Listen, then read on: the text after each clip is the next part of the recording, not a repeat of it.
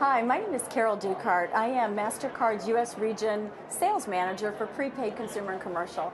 Today we're here to interview Bob Skiba, who's Executive Vice President of InComm.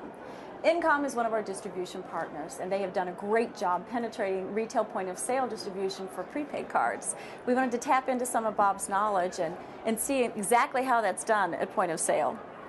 Thank you, Carol. I appreciate the offer to talk to you a little bit more about, in fact, what InComm is in the marketplace, how we leverage our customers and our partners to distribute cards through our retail distribution network. So Bob, you know, it's more complex than people might imagine in terms of being able to get a card positioned at point of sale. Can you help us understand exactly how that process works and what some of those complexities are? Sure, and it's the job of InComm for our retail partners and the distribution network to take those complex problems and make them simpler.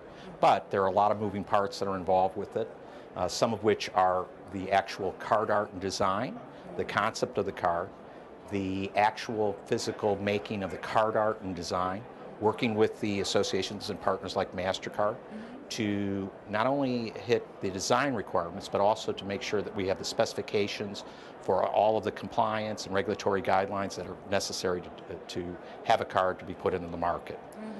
Then, when you have all of those, the biggest sell is trying to sell the retailer themselves on the various aspects of the card, what functions and features, why do they need that card as part of their portfolio of brands that they carry on their featured set. So that's where the difficulty comes in that, in fact, there is just so much limited space in order to put the cards, and you want to make sure that you have the best and the most, I'll call it, comprehensive portfolio of brands. And those are things that, in fact, are normal day-to-day, anything from gifting, birthdays, to then themed cards, which have become very, very popular. And these are themed cards that could be for wedding gifts, showers, baby, Hispanic market, could be electronics or home improvement. Understand. So of all those types of cards you just mentioned, what type of card is the primary seller in a retail location? Or does it vary by retailer in terms of type of retailer, a drugstore versus a discount store? Well, still, and this is not true from closed loop or open loop cards, we've got the fourth quarter winter holiday season. That card and the marketing of that card, which is gifting, is probably the single most important card that you have in the market.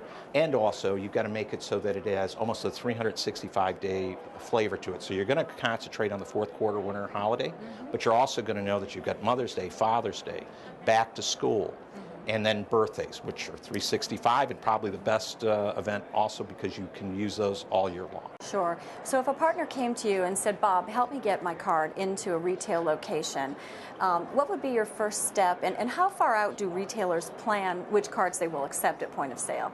Yeah, and that's a terrific question because the length of time that it takes to get a card in the market is usually underestimated by the partner and also in many instances, the card partner that we have on the gift card. True in every case. Always takes longer than you think. Absolutely. And to the point of it, it's not just the fact that you have the actual design and the card art, it's the card production.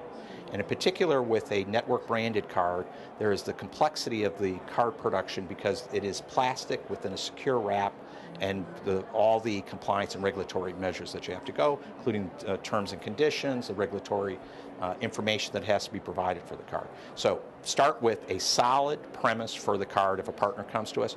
Why should I have that card if I'm a retailer on my gift card center?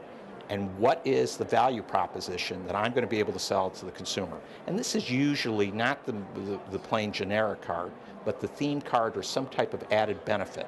So start with that, start with design, then talk about getting into a retail partner who's going to put it on their card center. And then from that standpoint, it starts with the production. So you're talking somewhere in the neighborhood of as much as 6 to 9 months lead time before you'll actually see a card hit the shelf and on a JE book. Perfect. So what do you see in the future for point of sale? Do you see any innovations taking place or particular growth trajectories that you hope to see? I think you're going to see a continuing of the expansion of non-reloadable cards. The most interesting facet that we've seen is the self-use card. I think everybody sees a gift card as a gift card per se, But a self-use card, this is a much different card than in fact is out in the marketplace. For us, it's the product is called One Vanilla. You can shop online, you can pay bills, you can pay any of your water, sewer, light, your wireless. It is not a conventional GPR card, but it is a card that in fact you can use for self-use. It's not going to be a gifting card. I'm going to have it, I'm going to load $500 in funds, and I'm going to use it for my own personal use without having to go through a know your customer GPR process. So Bob, with the introduction of some of these other cards that are coming out with, such as the AARP and BET, what do you think that will do for prepaid in general? Do you believe it's going to cannibalize some of the existing business or have another impact? No, I think it'll actually have a positive impact. I think the pie will grow larger because you're going to bring in groups that have never participated in prepaid or gifting, which are part of iconic brands that in fact have an association and affinity with that consumer who will want to then have a representation in the form of a card. You mentioned AARP, you mentioned BET, which they have in the past been a fan or a follower, whether that's through an association tie or through watching a network, in the case of BET.